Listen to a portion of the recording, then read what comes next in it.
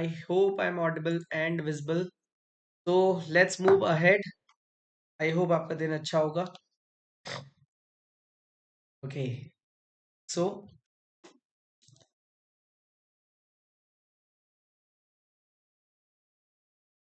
I know मैंने बोला तो था सुबह कि कल अपन करेंगे उसको.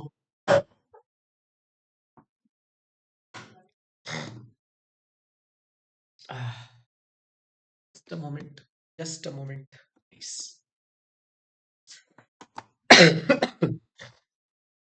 हेलो. हेलो. ओके. कल अपन AS10 का जो रिमेनिंग पार्ट है वो और AS26 भी खत्म कर देंगे. अभी हमारा जो आज का ऑब्जेक्टिव है अभी का, तो we are moving ahead on that. Okay.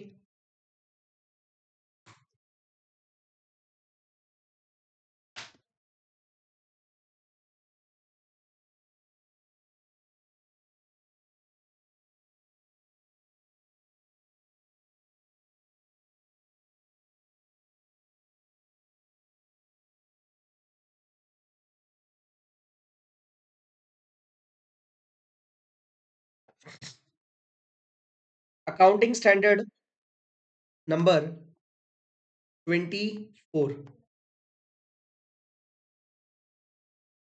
discontinuing operations.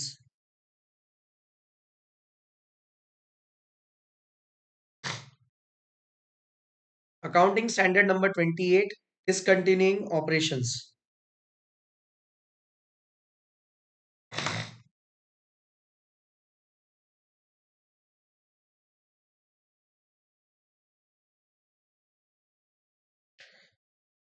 I hope हर जगह लिंक आ गई थी ना प्रॉपर. एक बार मेरे को कंफर्म कर दो ना यार.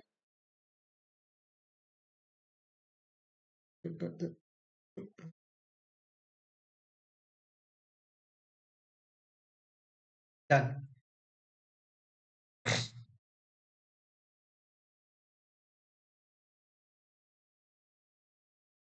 फटाफट से अगले 20 मिनट में इसको खत्म करते हैं. बहुत छोटा स्टैंडर्ड है और काफी अच्छा स्टैंडर्ड है ये. बहुत पता नहीं ये स्टैंडर्ड की किस्मत क्या है कि इसको एक स्टैंडर्ड घोषित कर दिया, बट अच्छी चीज है. ये MCQ में आ ही जाता है और डिस्क्लोजर नेचर का स्टैंडर्ड है. MCQ में आता है. डिस्क्लोजर नेचर का स्टैंडर्ड है और कभी अगर इसके डिस्क्रिप्टिव क्वेश्चन आए तो दो ही चीजें हैं. दो चीजें क्या है जो पूछी जाती है वो मैं लास्ट में बता दूंगा. फर्स्ट ऑफ ऑल हमें समझना है इस वर्ड का मतलब. What is this operations? Discontinued operation. और हाँ सुनो, ये ना ये फाउंडेशन वाली ट्रिप्स यहाँ पे मत लगाना कि जो चीज सितंबर में आई वो जनवरी में नहीं आएगी. है ना. कई बार ऐसा भयंकर फिर अपने साथ खेल हो जाएगा. मत करना ऐसा. ठीक है. Operating segments. Basically operation, operation का मतलब होता है segment of the entity. Segment मतलब याद है अपन ने एक AS17 पढ़ा था ऑपरेटिंग सेगमेंट. सेगमेंट रिपोर्टिंग करके एक AS17 पढ़ा था, याद है. तो हमने बहुत सारे सेगमेंट की रिपोर्टिंग रिपोर्टिंग रिक्वायरमेंट्स पढ़ी थी कि हमें 7 चीजों का डिस्क्लोजर देना पड़ता है. Segment asset, segment liability. तो ये भी बात वही बोल रहा है, ये AS बोल रहा है उन सेगमेंट्स का डिसकंटिन्यू होना. AS17 क्या बोलता था? कौन कौन से सेगमेंट आपको फाइनेंशियल स्टेटमेंट्स के साथ रिपोर्ट करने हैं. Now this is talking about, AS24 is talking about कि ऐसे कौन से सेगमेंट्स हैं जो डिसकंटिन्यूड होने वाले हैं. ठीक है. तो पहले हम समझेंगे कि व्हाट आर दीज ऑपरेशंस. लिखेंगे यहाँ पे कंपोनेंट्स. इनको अपन कंपोनेंट्स भी बोलते हैं. Whose assets liabilities incomes expense be identified separately. Components whose assets, liabilities, income, expenses can be identified separately. Separately मतलब अलग से आइडेंटिफाई होते हैं.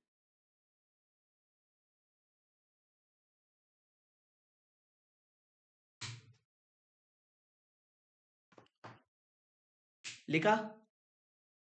2 सेकेंड ना. इस जमाने में सबसे डिफिकल्ट काम पता क्या है बच्चों? जीवन में सबसे बड़ा डिफिकल्ट टास्क मेरी लाइफ में पता क्या है? मेरी लाइफ में है पेंसिल को चार्ज करना। दुनिया भर फोन चार्ज कर लूंगा, आईपैड चार्ज कर लूंगा, लेकिन मैं पेंसिल को चार्ज करना भूल जाता हूँ। और ये पेंसिल भी कम नहीं है, 5 मिनट में फुल चार्ज भी हो जाती है। समस्या ये है इसके साथ। Be identified for financial and operational purpose. Example की बात अगर मैं करूं तो आपको याद होगा, आईटीसी का अपन ने एग्जाम्पल लिया था। आईटीसी की कई सारे कंपोनेंट्स होते हैं। सिगरेट्स भी बनाती है वो, स्टेशनरी का भी है उसका काम। तो कहना इससे सिगरेट बनाने वाला टास्क एक अलग सेगमेंट हो गया, और वही चीज स्टेशनरी बनाने वाला टास्क एक अलग कंपोनेंट हो गया। क्यों? क्योंकि वो अलग अलग चल रही है। अप्सरा की पेंसिल ले लो, चार्ज नहीं करनी पड़ती। समस्या बस यही है बेटा, अप्सरा की पेंसिल ले तो लूं, लेकिन वो आईपैड पे वर्क नहीं करती है। ठीक है, तुम लोग ऐसे फटे जोक मत दिया करो रे, है ना। तो ये डेफिनेशन समझ में आई? ये डेफिनेशन आ सकती है एमसीक्यू में। डिसकंटिन्यूइंग ऑपरेशन, डिसकंटिन्यू मतलब ऐसा कोई ऑपरेशन जो हम डिसकंटिन्यू कर रहे हैं एंटिटी का। एंटिटी के अंदर कई सारे सेगमेंट्स हैं, वो ऐसा सेगमेंट जिसका asset, liability, income, expense separately identifiable है। यस और no? Now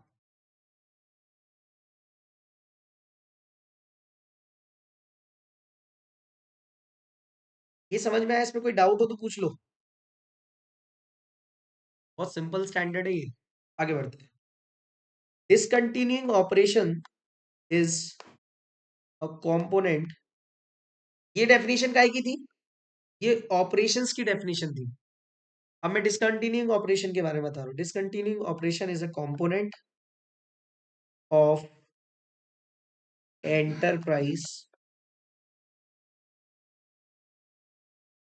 subject to a single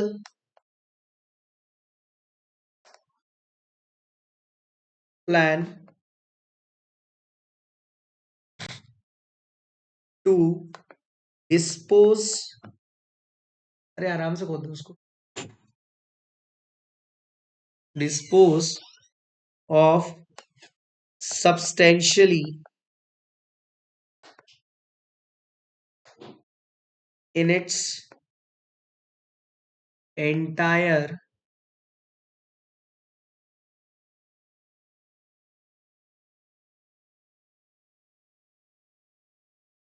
to dispose of, एक सेकेंड ना, इसको ऐसे लिखना है। Discontinuing operation is a component of enterprise, मतलब किसी एक एंटिटी का एक कोई पार्ट, एक कोई कंपोनेंट, जो जिसका एक सब्जेक्ट सिंगल प्लान एक ही है। क्या? To dispose of substantially in the entire, in its entirely sale of number one single transaction,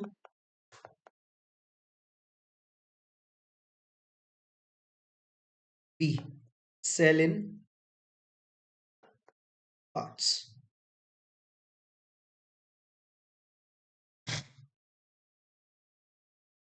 C demerger, या फिर D abandonment।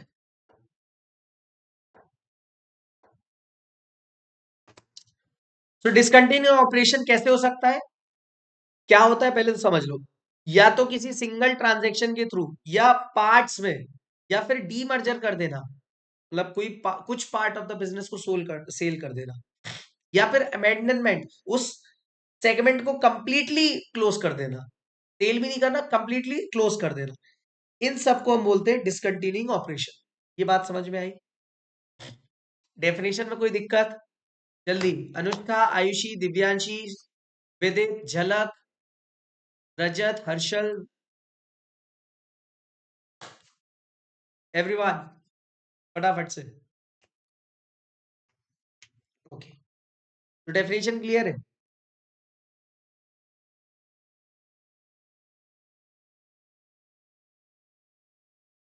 कंपोनेंट कहाँ कहाँ हो सकते हैं?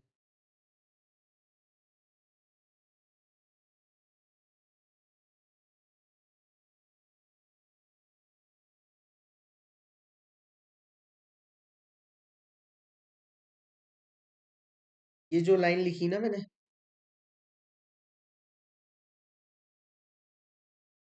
के लिए रेफर करना नोट 1।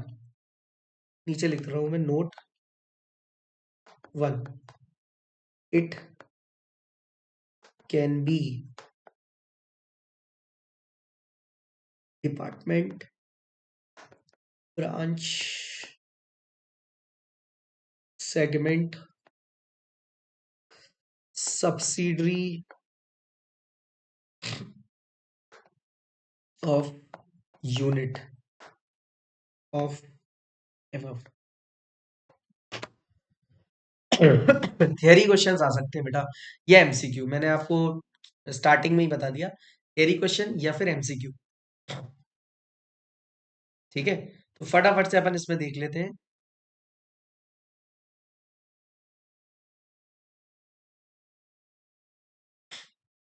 ये मैंने पता क्या लिखा है इस नोट को, what about the component of enterprise. एक एंटरप्राइज के कंपोनेंट को अपन क्या क्या बोल सकते हैं? उसको डिपार्टमेंट भी बोल सकते हैं, जिसे हम अलग से क्या बोल सकते हैं, ऑपरेट एक अलग ऑपरेशन। ब्रांच भी हो सकता है वो, सेगमेंट भी हो सकता है, सब्सिडरी भी हो सकती है किसी यूनिट की। तो आई होप ये बात आपको समझ में आ गई, नोट किससे रिलेटेड है, इसमें कोई प्रॉब्लम?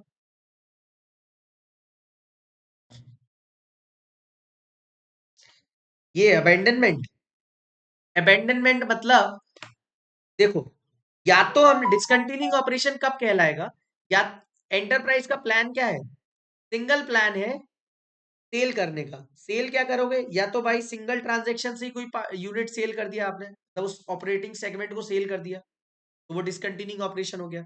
या फिर हमने उसको पार्ट्स में बेचा, या उतने पार्ट को डीमर्ज कर दिया, मतलब सिर्फ एक यूनिट को हमने बेच दिया। जैसे मैं अगर बोलूं आईटीसी वाला है अपना स्टेशनरी का बिजनेस किसी और को बेच दे, सिर्फ उतना, है ना।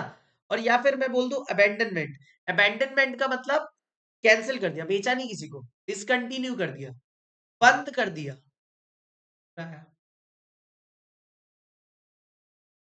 नाउ #1 क्लियर है, तो अब आते हैं #2। #1 से हमें ये समझ में आया कि क्या क्या हो सकता है, डिसकंटिन्यूइंग ऑपरेशन कब कहेंगे। #2 बोलता है कि फॉलोइंग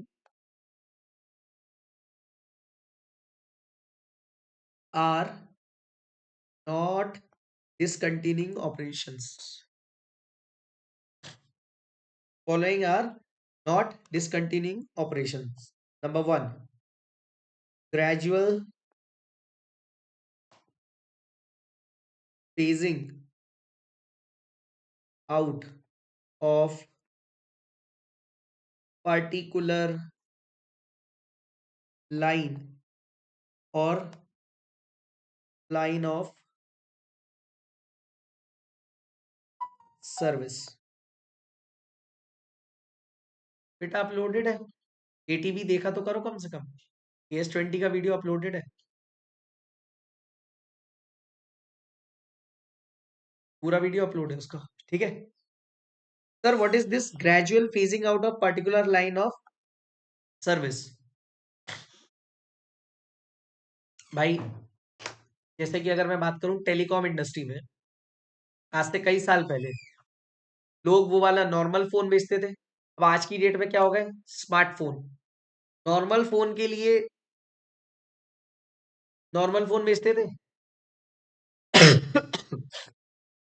याद है?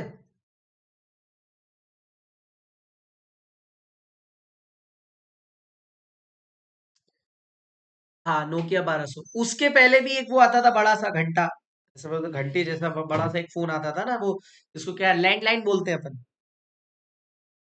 लैंडलाइन देखा तुमने, लैंडलाइन फोन? वो ऐसे नहीं, उसमें ऐसे पुरानी मूवीज में किसी ने देखा होगा।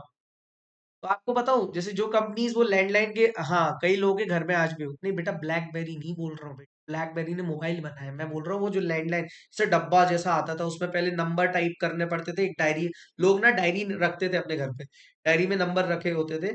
और हाँ हाँ, सर्कुलर में होता था, टेबुलर फॉर्म, हाँ टेलीफोन जिसको बोलते हैं, है ना, फोन नहीं टेलीफोन। मैं क्या उतना पुराना नहीं हुआ मैं, वेरी गुड। मैं उस जनरेशन का हूँ जिसने इसका शिफ्टिंग देखा है वैसे, समझना।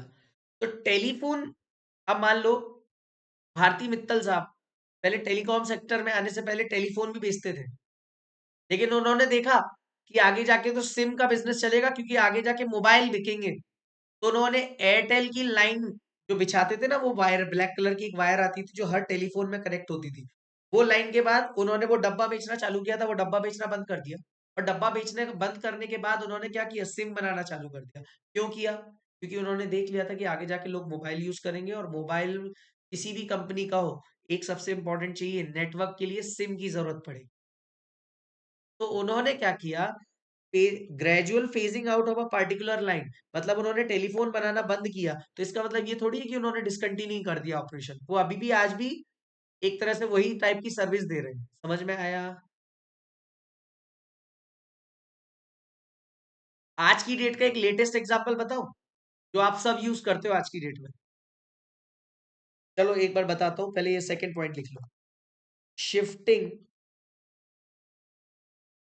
ऑफ मार्केटिंग, इसके लिए ना एग्जांपल लिख लेना भाई साहब।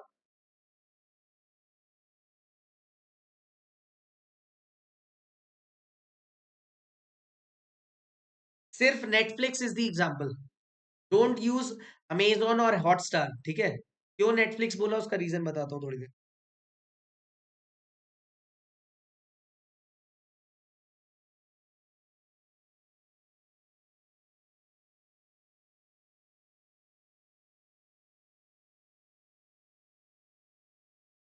Third, closing down of production activity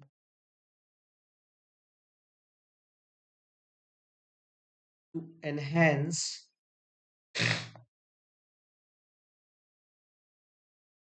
productivity,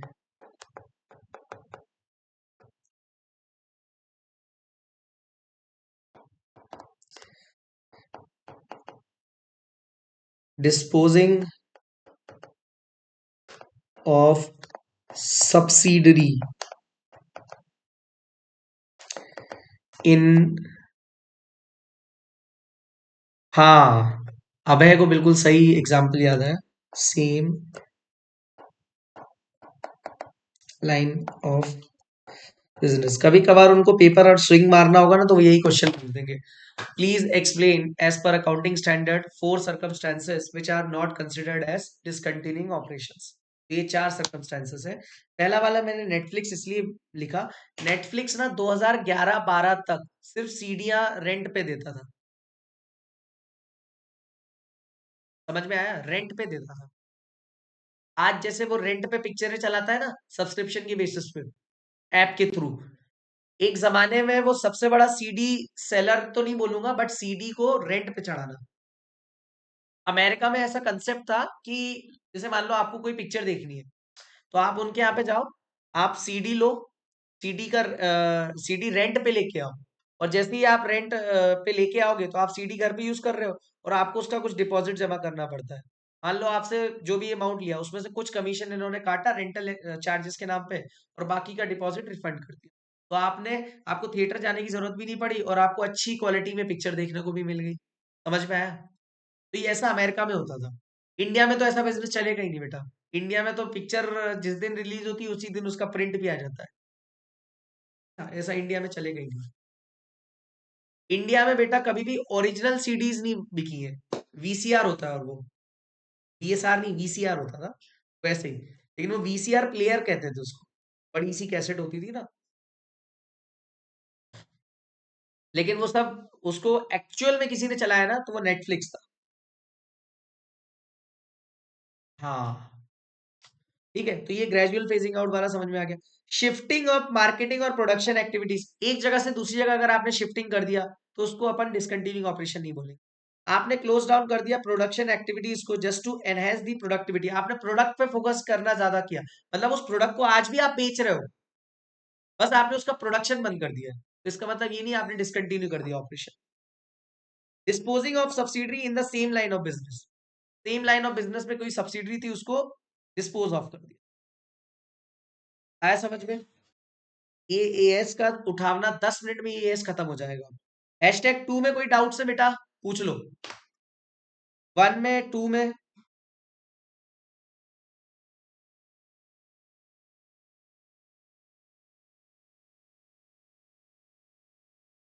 third point वापस बोल दूं बेटा, आपने ना, आप कोई प्रोडक्ट बेच रहे हो, प्रोडक्ट आप आज भी बेच रहे हो, बस उसका आपने प्रोडक्शन करना बंद कर दिया, आप किसी और से प्रोड्यूस करवा रहे हो उसको, लेकिन बेच आप ही रहे हो, इसका मतलब ये थोड़ी है कि उसको डिस्पोज ऑफ कर दिया। ठीक है। Third is initial disclosure event. Sir what is this? Initial disclosure event, जब भी ऐसा कुछ डिसकंटिन्यू ऑपरेशन होता है तो आपको डिस्क्लोजर देना पड़ता है। तो डिस्क्लोजर के लिए क्या होता है, कब आपको डिस्क्लोज करना पड़ता है, तो एएस बोलता है अर्लियर ऑफ, मतलब whichever is earlier of, हाँ आउटसोर्सिंग बोल, अर्लियर ऑफ द फॉलोइंग, दो इवेंट्स में से जो भी सबसे पहले हो। A, entering into binding agreement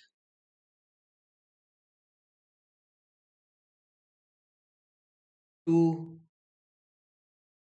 cell substantially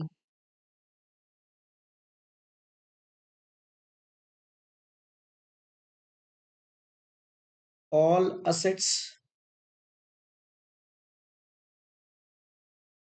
B,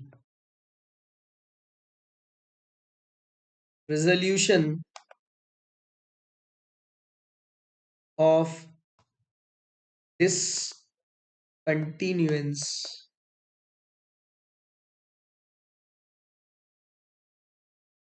is approved in board meeting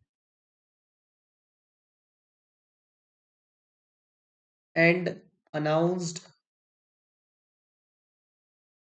by company to affecting parties। आप लोगों ने बचपन में कार्टून्स देखे? आप लोगों ने बचपन में कार्टून देखे कि नहीं? बहुत कार्टून चैनल्स के नाम याद है आपको? एक सबसे पुराना कार्टून चैनल होता का, कार्टून नेटवर्क। हम सब ने नहीं, पोगो फोगो नहीं है, सब नए हैं। सबसे पुराना और सबसे ओजी लेवल और सबसे अच्छे कार्टून्स अगर किसी के आते थे तो दैट वाज कार्टून नेटवर्क। और आपको मालूम होगा कि कार्टून नेटवर्क बंद हो गया है, कंपनी बिक गई है ना। That was the segment of Disney. Disney समझते हो? हाँ, one of the segments that was discontinued due to low TRP. Reason, जो जनरेशन कार्टून देखती थी वो जनरेशन बड़ी हो गई, और जो अब जनरेशन आ रही है दैट इज जेनजी, वो लोग कार्टून में इंटरेस्टेड नहीं है यार। तो क्राउड खत्म होता जा रहा है कार्टून का, और कार्टून नेटवर्क को कोई जानता ही नहीं। तो कार्टून नेटवर्क बंद हो गया। अब हाँ, आज की जनरेशन इंस्टाग्राम पे वो रील बनाती रहती है, चिटियां कलाइयां वे, है ना, कुछ तो भी बनाती रहती है भाई, बहुत ही जहर बना के रखा है इंस्टाग्राम जेनुअनली, है ना।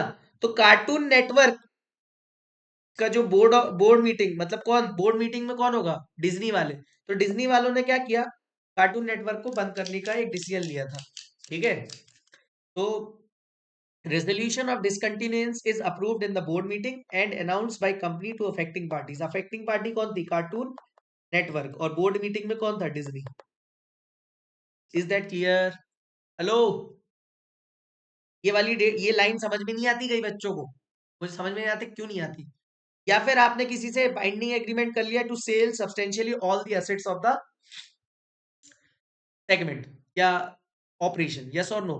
तो हम इनिशियल डिस्क्लोजर कब करेंगे? इन दोनों डेट्स में सबसे पहले, विच एवर इज अर्लियर। ये बात समझ में आ गई? डन। चलो, क्या बता दूं इसमें? पूछ तो लो बेटा, मेरे को समझ ही नहीं पड़ा क्या बताना क्या है इसमें। और बी वाला फिर से बता दूं?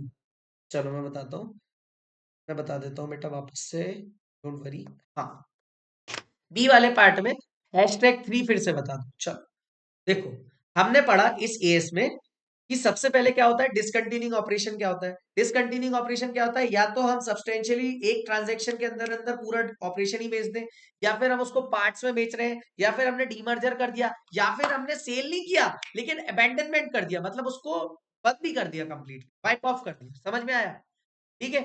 उसने बोला ठीक है, तो डिसकंटिन्यूइंग ऑपरेशंस कौन कौन नहीं है? तो बोले कि ये चार चीजें। ठीक है।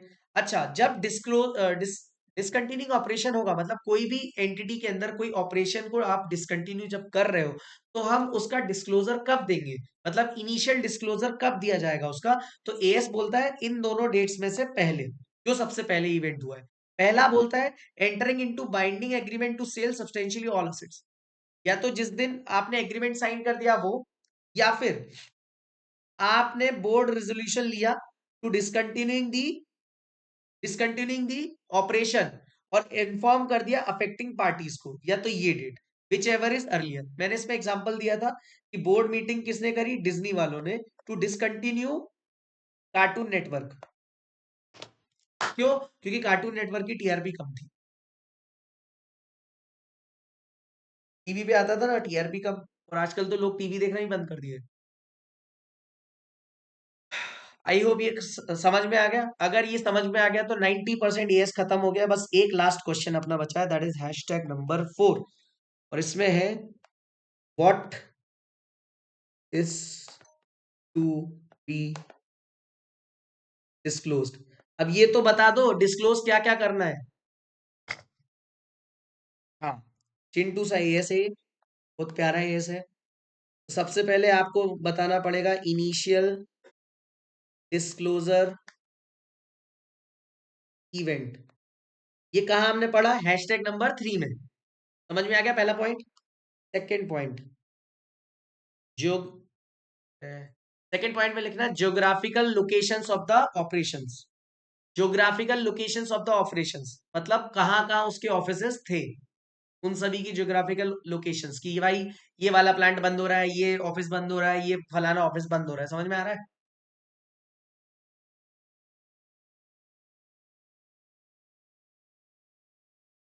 बेसिकली ना, तो मैं इससे पहले ना, इस साल के पहले तक बोल रहा था फाइनेंशियल रिपोर्टिंग इन एचडी लोग पढ़ रहे हैं, लेकिन अब तुम लोग पहले हो गए जिसने अकाउंटिंग स्टैंडर्ड्स इन एचडी पढ़ लिया। जस्ट फ्लेक्सिंग, कोई दिक्कत नहीं, पेंसिल चार्ज करने के लिए मुझे टाइम पास करना था इसलिए मैंने किया। ज्योग्राफिकल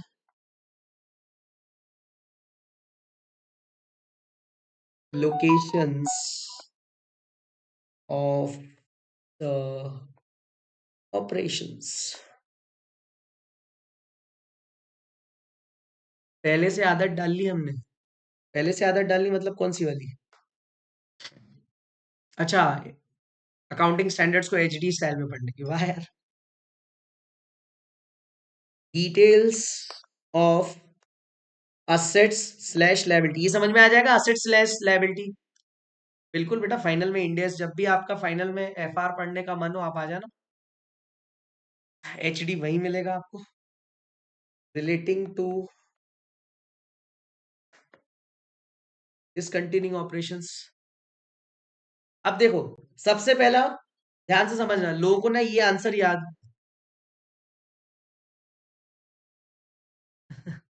ठीक है, पहले तुम फाइनल में तो आओ यार, अभी मेरे को ये क्वेश्चन समझा लेने दो, प्लीज प्लीज प्लीज। सुनो ना, मुझे कुछ बोलना है। प्लीज प्लीज प्लीज, जो भी हो रहा है अभी कंट्रोल करो, मुझे कुछ बोलना है, प्लीज सुनो।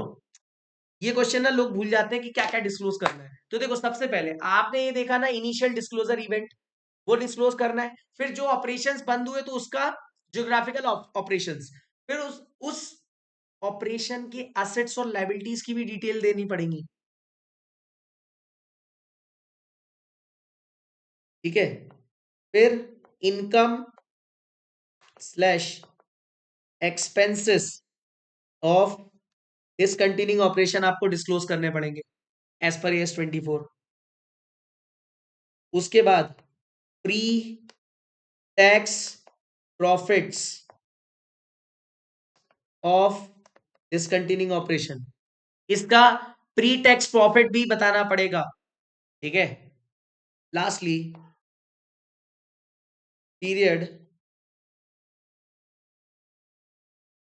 in which discontinuance